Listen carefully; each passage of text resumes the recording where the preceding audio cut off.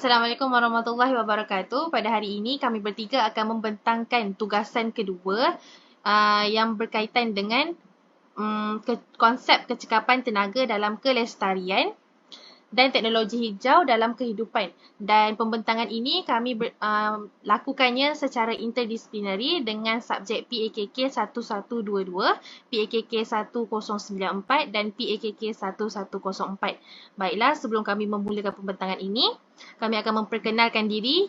Saya Syazia Jasmine binti Saja Ahmad. Saya Nur Amaliana binti Sabudin. Saya Nur Ayuni binti Aryas.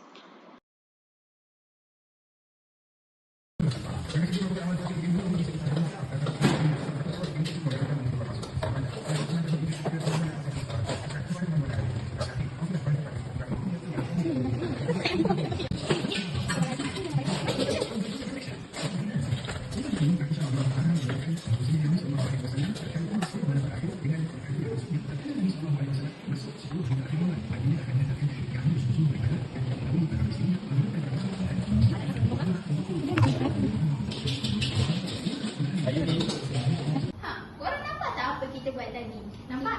Kita pada guna bekas yang boleh diguna semula seperti termos untuk mengisi air. Jadi kita boleh kurangkan penggunaan plastik. Kan? Yana kena betul lain. Saya juga beli makanan dalam Tupperware. Jadi boleh jimatkan penggunaan plastik. Betul? Jadi kita boleh lindungi penyu. Betul? Lindungi ikan-ikan dekat dalam air. Okey? Syazia, cepatlah. Kita dah lambat ni. Kejap, aku dah siap dah. Kenapa tak tutup switch phone tu? Kan sekejap je. Nanti kalau terbakar macam mana? Yelah. Lampu nak ke? Sekali. Ini jimat elektrik. Okay dah, jom. Lambat je ni. Dia tutup kedai. Jom. Lampu tak tutup lagi tu. Kita nak pergi sekejap. Pergi tutup. Kita dah lambat. Dia kan jimat elektrik. Yelah. Lalu kita keluar dengan selamat.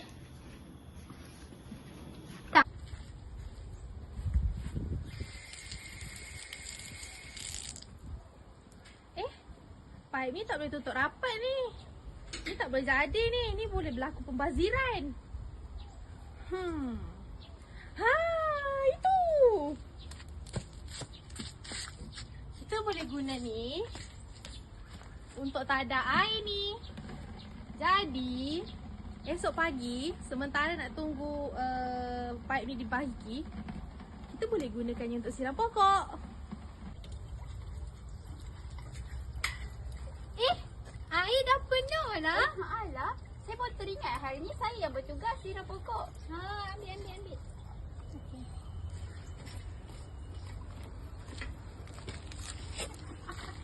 Apa sebelah tangan?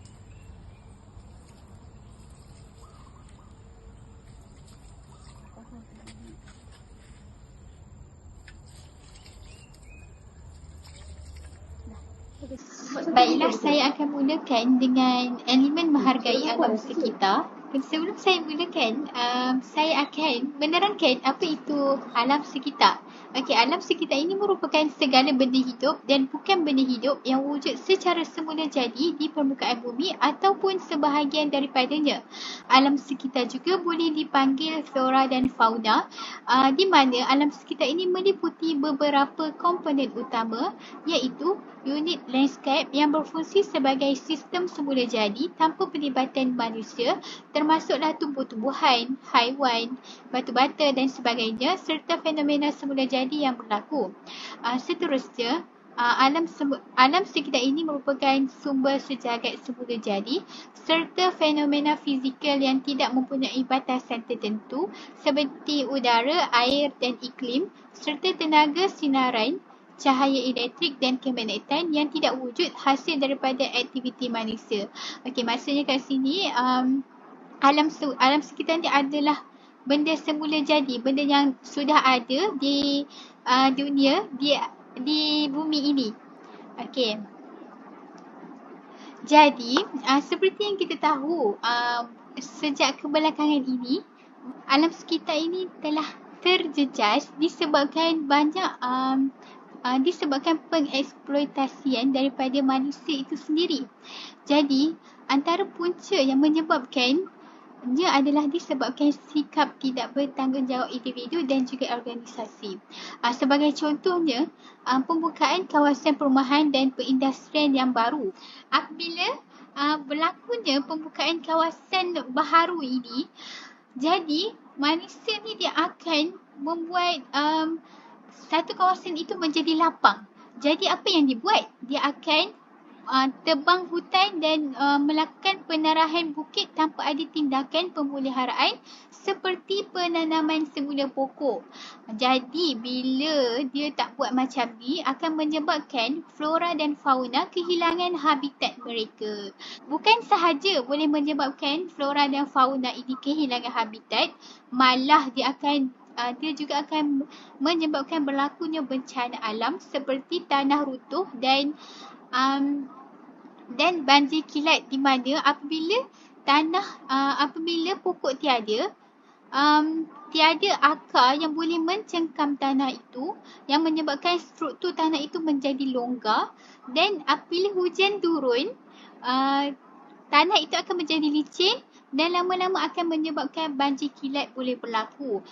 Jadi apa yang boleh kita buat untuk mengatasi masalah ini, iaitu dengan cara penanaman semula pokok. Bila kita tanam semula pokok, jadi kita akan dapat mencegah daripada berlakunya tanah runtuh, dan benda ini boleh diatasi dan tidak akan berlaku lagi lah. Seterusnya, puncanya disebabkan punca yang boleh berlaku disebabkan penggunaan sumber tenaga yang tidak boleh diperbaharui. Di makna faktor perindustrian dan pengangkutan yang bergantung pada bahan bakar petrol dan diesel menyumbang kepada pencemaran udara dan bunyi. Contohnya, lori.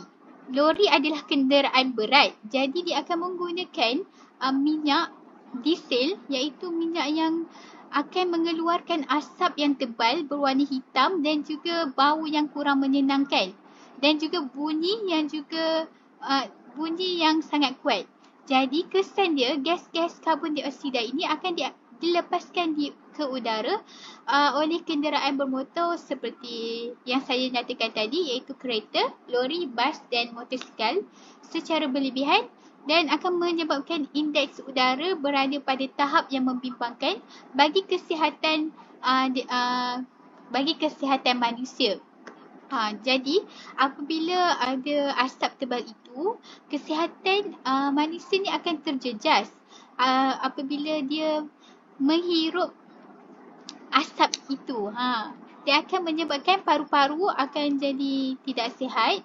Jadi apa langkah yang kita boleh buat, iaitu melalui pendekatan teknologi dan sistem yang mesra alam perlulah digalakkan agar kita ni dapat sama-sama mencegah pencemaran itu daripada terus berleluasa.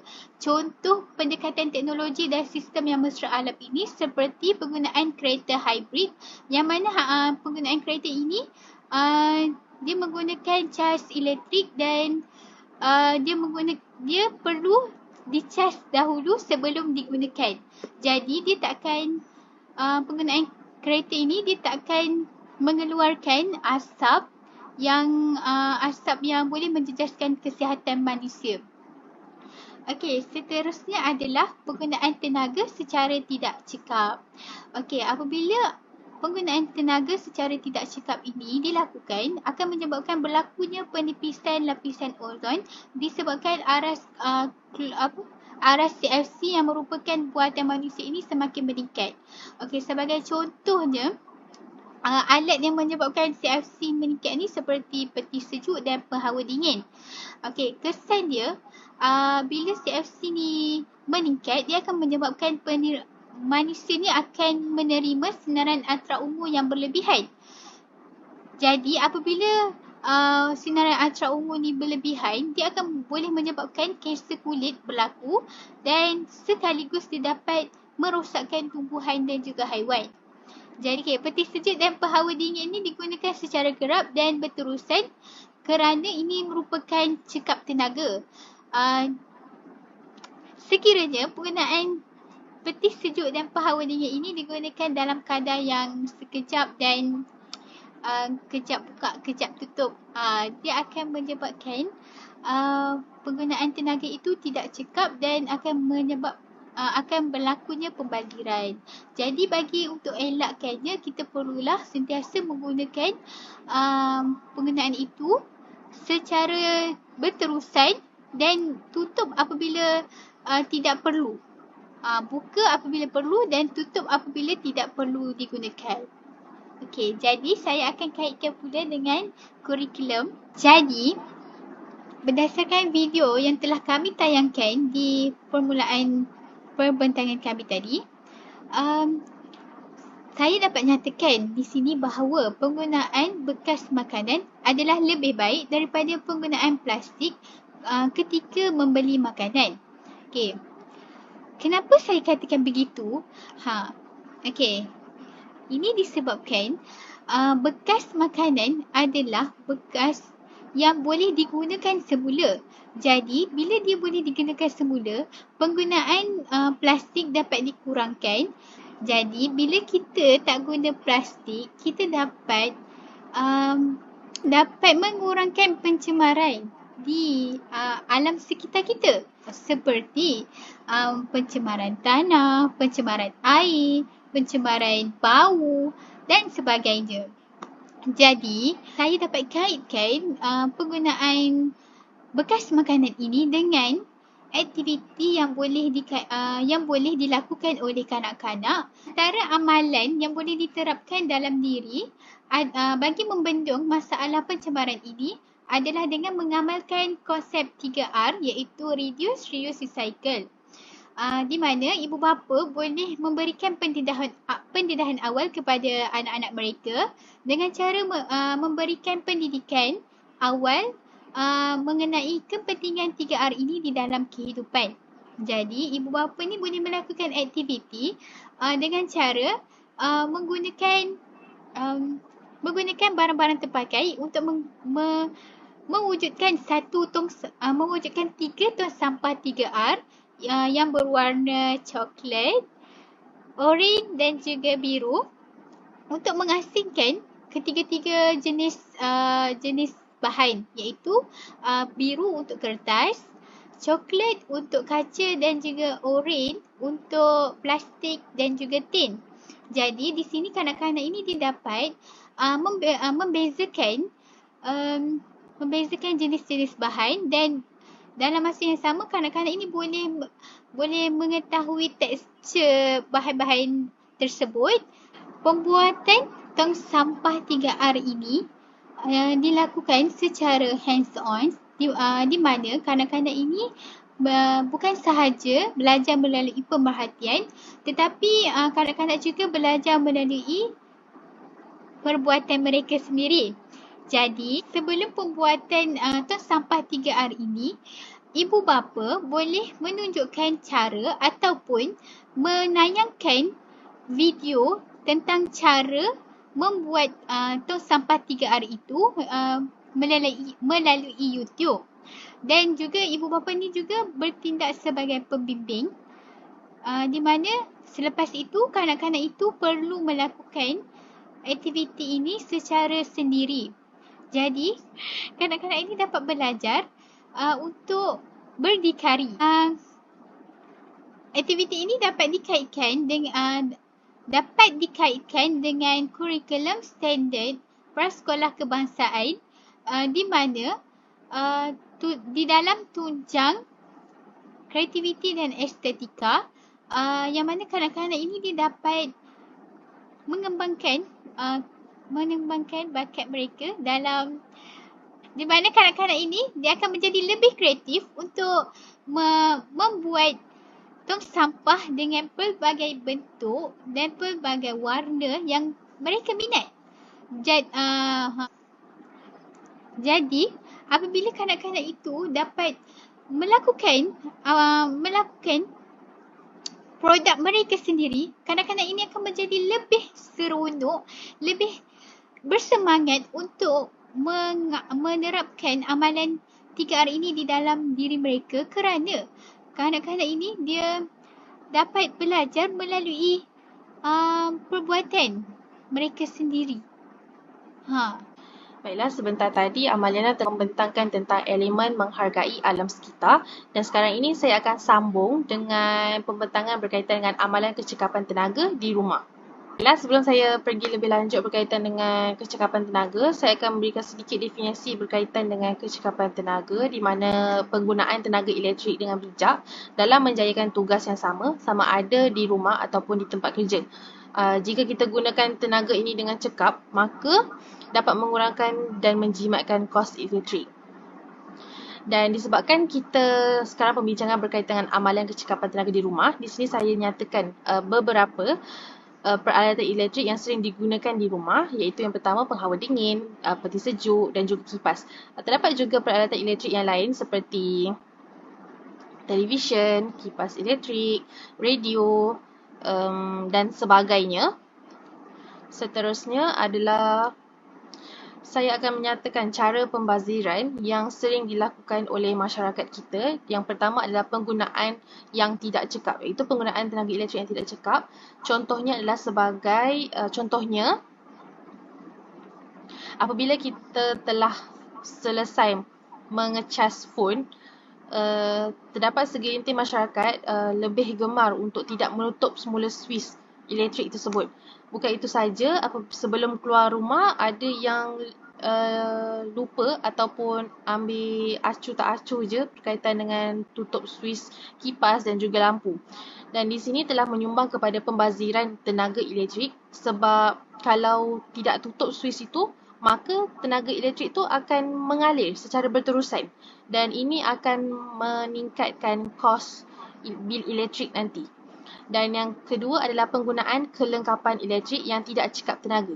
Maksud yang tidak cekap tenaga ni, kan kita tahu sekarang ini di pasaran terdapat barangan elektrik ataupun perkakasan elektrik yang disediakan dengan label cekap tenaga. Dan label cekap tenaga itu mengikut bintang, ada daripada 1 hingga ke 5 bintang. Jika barang elektrik itu 1 bintang, maka level kecekapan tenaga dia tu rendah, dan dia akan menggunakan lebih banyak tenaga untuk prosesnya lah. Paling bagus sekali ataupun paling cekap tenaga sekali adalah produk 5 bintang. Kita boleh dapatkan barangan label cekap tenaga ini di peti sejuk, kipas, jak air, jak elektrik tu dan sebagainya lah yang berkaitan dengan elektrik. Dan seperti kita tahu, label cekap tenaga ni menunjukkan kualiti sesuatu barangan elektrik itu. Dan yang seterusnya adalah penggunaan yang berlebihan. Penggunaan yang berlebihan ini bermaksud kita gunakan sesuatu barang elektrik itu secara berlebihan dan tidak terkawal. Maksudnya secara berterusan saja, tidak tutup. Dan contohnya, barang elektrik yang kita guna secara berterusan seperti peti ais, peti sejuk lah. Jadi, takkanlah kita nak tutup peti sejuk, betul tak? Jadi, satu cara yang kita boleh lakukan adalah dengan membeli peti ais yang mempunyai tahap kecekapan tenaga 5 bintang ataupun 4 bintang. Tapi yang lebih bagus sekali 5 bintang sebab dapat mengurangkan penggunaan elektrik itulah. Baiklah, yang seterusnya saya akan menyatakan langkah ataupun inisiatif yang boleh diambil oleh ibu bapa dan anak-anak untuk mencapai penjimatan tenaga di rumah. Yang pertama adalah dengan menetapkan sasaran penjimatan bulanan. Maksudnya setiap bulan tu perlu ada strategi untuk mengawal kecekapan tenaga tu. Maksudnya di sini ibu bapa perlu bijak dalam mengawal keuangan di dalam rumah tu. Dari segi penjimatan elektrik, penjimatan air dan sebagainya lah. Dan yang kedua, bincangkan langkah penjimatan tenaga yang boleh dilaksanakan. Maksudnya kat sini ibu bapa lah yang perlu bincang bagaimanakah cara ataupun langkah yang boleh lakukan untuk terus menjimatkan tenaga, dan kemudian boleh berikan pendedahan ataupun berikan pengetahuan tu sendiri kepada anak-anak bahawa kita perlu jimatkan tenaga untuk mengurangkan kos perbelanjaan. Sebab pada ekonomi kini, kos elektrik dan kos bil air ni merupakan salah satu puncanya berlaku kemelesatan ekonomi di sesuatu rumah tangga tersebut. Dan yang ketiga adalah dengan memantau bil elektrik bulanan dan rekodkan sebarang pengurangan ataupun kenaikan. Di sini kita tahu bahawa setiap bulan ibu bapa perlu disiplinkan diri untuk rekodkan berapa jumlah bil bulanan elektrik yang digunakan untuk setiap bulan tu. Jadi mana yang paling kurang tu kita patut teruskan, dan mana ada kenaikan tu kita patut refleksi balik diri apa puncanya bil elektrik tu naik mendadak. Dan yang keempat sekali adalah nilai dan teruskan usaha penambahbaikan mengikut kesesuaian. Di sini maksudnya ibu bapa ni perlu terus konsisten dalam menjimatkan elektrik. Contoh, mesti ada bulan yang penggunaan elektrik dia naik secara mendadak. Contohnya, jika ada sesuatu majlis ataupun ada cuti. Contoh, pada waktu cuti kan mostly ahli keluarga semua berada di rumah dan penggunaan elektrik tu meningkat. Dan bila ada sesuatu majlis pula, sudah tentulah penggunaan elektrik tu akan terus berjalan daripada pagi hingga ke malam ataupun hingga ke majlis itu selesai. Jadinya di sini ibu bapa ni perlu usahalah untuk menambah baik apa cara yang sesuai untuk kurangkan bil elektrik tu supaya dapat menjimatkan tenaga. Okey. Di sini apa yang ibu bapa boleh buat untuk mengurangkan kecekapan tenaga dekat rumah adalah dengan menetapkan syarat. Seperti yang kita tahu, disebabkan suhu bumi sekarang semakin meningkat, sudah pasti di setiap rumah telah menjadi kewajipan untuk memasang penghawa dingin ataupun aircon. Ada yang di setiap bilik, di setiap ruang tamu, dan ada juga yang di dapur memasang aircon. Disebabkan suhu ni meningkat, iklim di bumi ni telah berubah, terutama sekali di Malaysia. Dan di sini ibu bapa boleh menetapkan syarat di mana ada hari tanpa penggunaan penghawa dingin. Di sini mestilah ada anak-anak yang akan tidak bersetuju. Tapi sebenarnya penggunaan penghawa dingin inilah yang menyumbang kepada pembebasan gas karbon dioksida dan gas klorofluorokarbon di atmosfera kita dan telah menyebabkan penipisan ozon. Dan disebabkan penipisan ozon itulah pemanasan global ni meningkat. Jadi bila perkara itu berulang-ulang, bayangkan satu rumah buat benda tu. Tapi darabkan dengan satu taman. Contoh satu taman tu ada 20 buah rumah. Kalau dah satu rumah buat macam tu, mestilah rumah lain pun buat. Jadi dekat situ dah terbuktilah yang akan berlakunya penipisan ozon tu akan secara berlangsungan ataupun berterusan. Jadi jika ibu bapa ambil inisiatif untuk menetapkan syarat dan adakan hari tanpa penghawa dingin ni, secara tidak langsung aktiviti untuk menggantikan ataupun menghilangkan rasa panas ataupun kebosanan anak-anak adalah dengan menjalankan aktiviti seperti membuat kipas menggunakan bahan terpakai. Di sini perkara ini boleh menggantikan penggunaan penghawa dingin serta dapat meluangkan masa dengan anak-anak.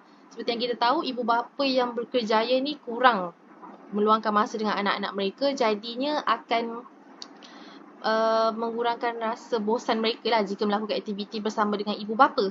Dan aktiviti ini secara tidak langsung akan memupuk rasa disiplin dan tanggungjawab dalam diri anak-anak bahawa mereka perlu cakna dan ambil berat tentang kecekapan tenaga dan penggunaan tenaga dekat negara kita. Seperti yang kita tahu, tenaga ni ada yang boleh diperbarui dan ada yang tidak boleh diperbarui. Dan apabila habis digunakan, maka tiada tenaga lah yang negara kita boleh hasilkan, terutama sekali tenaga elektrik. Dan seterusnya, jika aktiviti ini dilakukan, dapat menarik minat kanak-kanak, dapat menghilangkan kebosanan, dapat meningkatkan daya imajinasi mereka, dan yang paling penting sekali dapat meningkatkan daya kreativiti mereka. Dan di sini dapat mengembangkan motor halus mereka sebab aktiviti ini dilakukan secara hands-on. Dan kanak-kanak itu faham disebabkan mereka lakukan aktiviti secara pembuatan dan bukan sahaja pemerhatian. Dan jika perkara ini dilakukan menurut daripada kurikulum standard prasekolah kebangsaan, dia telah menyentuh tunjang sains dan teknologi sebab ada pembuatan. mereka bentuk sesuatu produk. Dan itu sahaja pembentangan saya berkaitan dengan amalan kecekapan tenaga di rumah. Baiklah, selepas kita mendalami dan menelaah mengenai elemen menghargai alam sekitar dan amalan kecekapan tenaga di rumah, kita beralih pula kepada amalan kecekapan tenaga di pusat pendidikan awal kanak-kanak. Okey, kecekapan tenaga di pusat pendidikan awal kanak-kanak secara amnya masih lagi ramai kalangan masyarakat yang tidak mempunyai kesedaran mengenai kepentingan melaksanakan amalan kecekapan tenaga ini. Oleh kerana masyarakat masih kurang mengambil tahu mengenai isu-isu alam sekitar dan tidak mengambil pengajaran daripada kejadian-kejadian bencana alam yang kerap berlaku di negara kita, sebagai contoh kejadian tanah runtuh, banjir kilat dan sebagainya. Oleh hal yang demikian, ibu bapa dan guru perlulah mengambil tanggungjawab dengan menerapkan amalan kecekapan tenaga untuk dipraktikkan dalam kehidupan seharian kanak-kanak. Pelbagai kaedah dan inisiatif yang boleh diambil oleh ibu bapa dan guru untuk menerapkan amalan ini dalam diri kanak-kanak. Seterusnya, kita beralih pula kepada amalan yang boleh dipraktikkan dalam kehidupan seharian kanak-kanak ketika mereka berada di pusat pendidikan awal kanak-kanak. Iaitu yang pertama adalah tutup lampu dan kipas ketika keluar kelas. Hal ini boleh dipraktikkan dalam amalan rutin harian kanak-kanak. Sebelum mereka keluar kelas, contohnya pergi makan, pergi main dan pulang ke rumah. Amalan yang kedua adalah jimatkan penggunaan air. Sebagai contoh, ketika mereka menggunakan tandas, guru-guru bolehlah memberikan nasihat supaya penggunaan air tidak main air ketika di dalam tandas.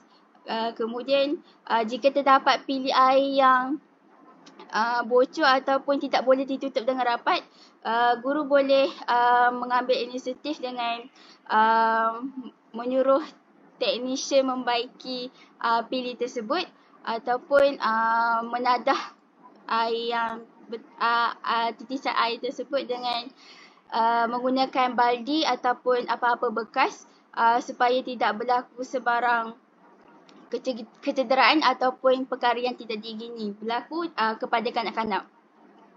Seterusnya, amalan ketiga yang boleh dipraktikkan kepada kanak-kanak adalah melakukan aktiviti berkebun.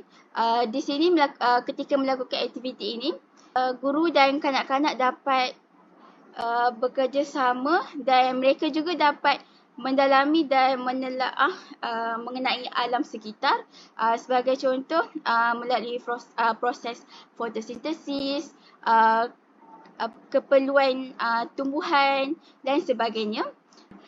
Seterusnya, amalan keempat yang boleh dipraktikkan adalah pengurusan sampah yang betul. Di sini guru boleh menerapkan amalan 3R dalam diri kanak-kanak supaya mereka ni terdedah dengan amalan ini sejak dari kecil lagi. Mungkin dari rumah mereka kurang mendapat didikan mengenai 3R ini. Jadi di sekolah guru boleh mempraktikkan 3R ni dengan melakukan demonstrasi ataupun mengajar kanak-kanak mengenai pengurusan sampah yang betul dan sebagainya. Seterusnya, implikasi yang akan diperoleh kepada kanak-kanak adalah guru-guru menjadi suri teladan yang baik kepada kanak-kanak. Seperti yang kita tahu, guru merupakan tunjang utama ketika kanak-kanak berada di prasekolah selepas ibu bapa mereka. Jadinya kanak-kanak ini akan mudah mengikuti apa yang orang dewasa ataupun guru tersebut tonjolkan. Jadinya menjadi suri teladan ni adalah satu perkara yang sangat penting. Seterusnya, dapat mengelakkan berlakunya pembaziran serta pencemaran alam. Dan yang ketiga adalah menyumbang kepada persekitaran pembelajaran yang selamat dan kondusif kepada kanak-kanak. Apabila amalan-amalan tersebut boleh dipraktikkan dalam sesi pengajaran dan pembelajaran, maka persekitaran pembelajaran yang selamat dan kondusif dapat diwujudkan dan kanak-kanak juga akan merasa lebih ceria dan lebih seronok untuk datang ke sekolah. Seterusnya yang keempat adalah memupuk amalan menjaga kebersihan dalam pelaksanaan setiap aktiviti. Sebagai contoh, ketika melakukan aktiviti berkebun, sudah pasti akan berlakunya memegang tanah menggunakan tangan dan membancuh baja dan sebagainya.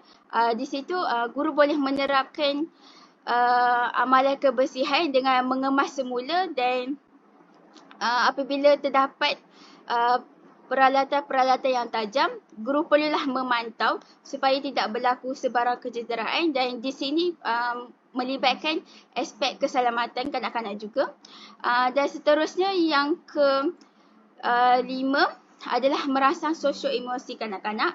Yang keenam adalah penerapan amalan hijau. Yang ketujuh adalah melakukan aktiviti pendidikan lestari alam dengan kanak-kanak bagi memupuk sikap dan kesedaran kanak-kanak untuk menjaga alam sekitar. Baiklah, seterusnya kita beralih pula kepada berkaitan dengan KSPK iaitu Kurikulum Standard Prasekolah Kebangsaan. Iaitu di sini saya kepilkan yang pertama adalah belajar melalui bermain. Belajar melalui bermain ini adalah satu pendekatan yang terancang dan berstruktur bagi memberi peluang kepada murid untuk belajar dalam suasana yang bebas, selamat, menggembirakan dan bermakna. Di sini saya berikan contoh iaitu sebagai contoh aktiviti menyiram pokok dan berkebun. Di sini kanak-kanak dapat melalui proses bermain mereka dengan membuat penerokaan, penemuan dan membina pengalaman secara langsung dan semula. Sebagai contoh, perubahan ataupun perkembangan pokok akan sentiasa berlaku dan membesar dengan baik sekiranya dijaga dengan betul. Di situ kanak-kanak dapat mengalami pengalaman secara semula jadi dan sudah tentunya mereka akan menjadi teruja dan ingin mengambil tahu apakah perkembangan pokok yang mereka tanam itu dan mereka sebagai contoh kalau mereka kalau mereka menanam pokok yang membuahkan hasil sebagai contoh tanaman sayuran dan sebagainya, sudah pasti mereka akan meneroka dengan lebih mendalam. Baiklah, seterusnya terdapat dua tunjang yang saya pilih yang bersesuaian dengan aktiviti berkebun ataupun menyiram pokok ini, iaitu tunjang yang pertama adalah tunjang keterampilan diri, iaitu tunjang ini memberi penekanan kepada perkembangan sosial emosi dan pembinaan kemahiran berinteraksi serta kemahiran sosial dalam kalangan murid melalui pemupukan kepimpinan dan sahsiah diri melalui aktiviti kurikulum dan ko-kurikulum juga dilaksanakan dalam tunjang ini. Maksudnya di sini, guru-guru boleh membina kemahiran interaksi dan kemahiran bersosial dalam diri kanak-kanak dengan melakukan aktiviti yang melibatkan soal jawab dan di situ guru dapat melihat bagaimana perkembangan kemahiran sosial mereka dan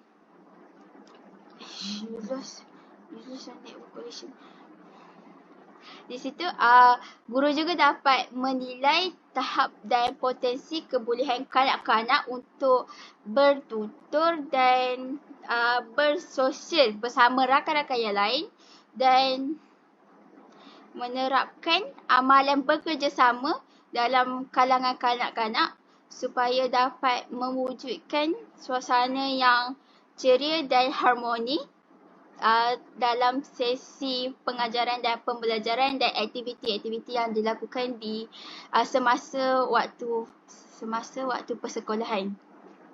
Seterusnya, tunjang yang kedua ialah tunjang sains dan teknologi. Di sini kanak-kanak dapat didedahkan kepada sains awal iaitu apabila aktiviti penanaman pokok ini mereka dapat belajar mengenai fotosintesis, dan mereka dapat melihat perkembangan pokok mereka dari semasa ke semasa. Di situ sudah tentulah kanak-kanak akan menjadi lebih teruja dan seronok kerana aktiviti yang dilakukan telah membuahkan hasil. Seterusnya, elemen merentas kurikulum.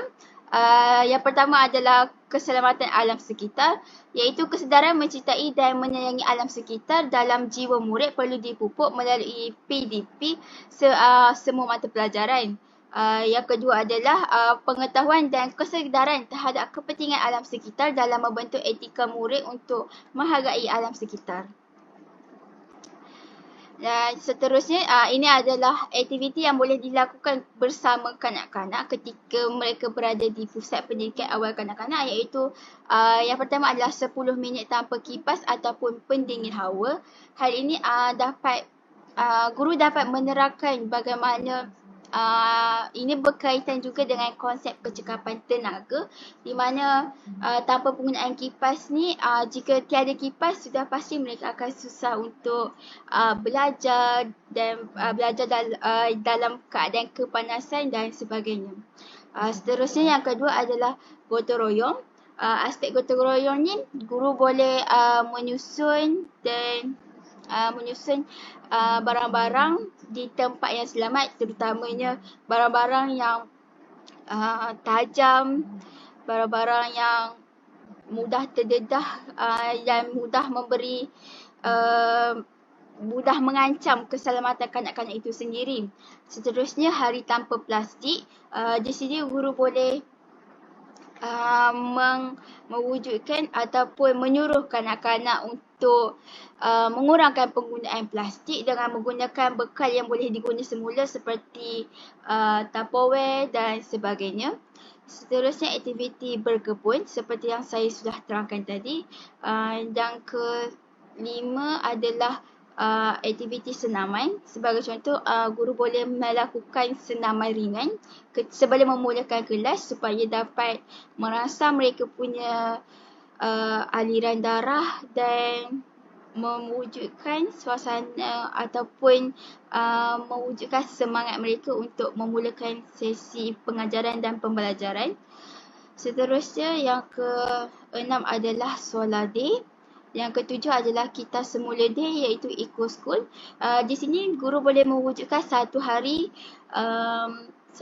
kita semula, iaitu dengan menerapkan amalan 3R seperti sebagai contoh, guru boleh menyuruh kanak-kanak untuk membawa bahan-bahan terpakai dari rumah untuk dilaksanakan ketika dalam aktiviti Kita Semula Day ini. Dan yang terakhir adalah sukaneka menggunakan bahan terpakai. Sebagai contoh, botol-botol kosong dijadikan sebagai pin bowling. Jadi di sini dapat menjimatkan kos dan seterusnya dapat memberikan keseronokan juga kepada kanak-kanak. Apa nama? Baiklah, itu sahaja pembentangan daripada kami bertiga. Yang baik itu datang daripada Allah dan yang buruk itu datang daripada kami sendiri. Dan sekian, terima kasih. Semoga Dr. suka. Cing. Okey dah. Macam mana ni?